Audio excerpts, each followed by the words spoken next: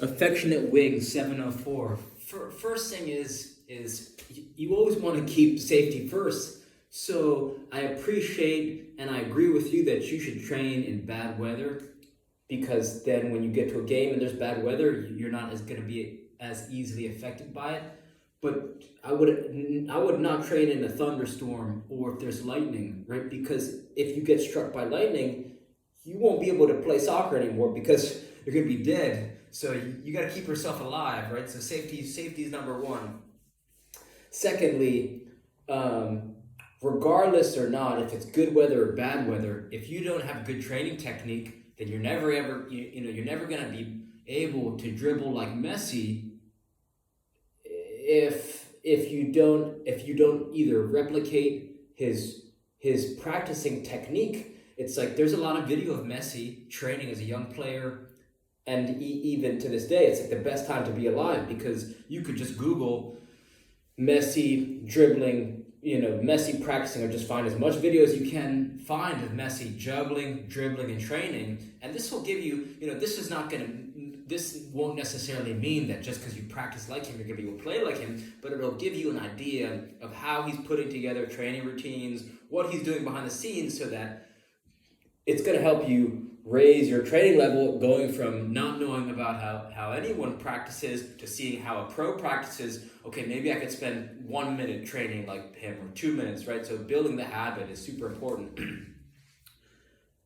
That being said, here's a simple sequence that a lot of people don't know that can help improve your dribbling abilities, because it's so simple and it's easy to say, it's easy to do. So you want to say this out loud. This is called the Tom Turnbull dribbling sequence. It goes like this. You go outside, outside, inside, outside, inside. Outside, outside, inside, outside, inside. Outside, outside, inside, outside, inside. The reason why this is so effective is because it helps you establish a mind-body connection with the ball, and your feet, because when you say it out loud, it helps internalize it. So that's why you want to say it out loud in the beginning as you do it. The second reason is it's a rhythmic pattern. It helps you develop awareness while dribbling without thinking about dribbling. So a lot of players, the ball feels unfamiliar because when they step on the game field, they're not sure. It's like they haven't been taught really a foundation of dribbling, and for that reason, it makes playing difficult because their head's down on the ground. If their head's down on the ground, they can't see the field, they can't see players. So actually being bad at dribbling actually makes you bad at passing, and it's kind of and then if you can't see the field and you can't see the goal, being bad at dribbling makes it so you can't score either. So actually the first part to unlocking your abilities as a better passer and a better shooter is to master your abilities as a dribbler. So for those reasons, you want to go slow in the beginning. Slow is smooth, smooth is fast. Outside, look at the arms. Outside, outside, inside, outside, inside. Outside, outside, inside, outside, inside. Outside, outside, inside, outside, inside.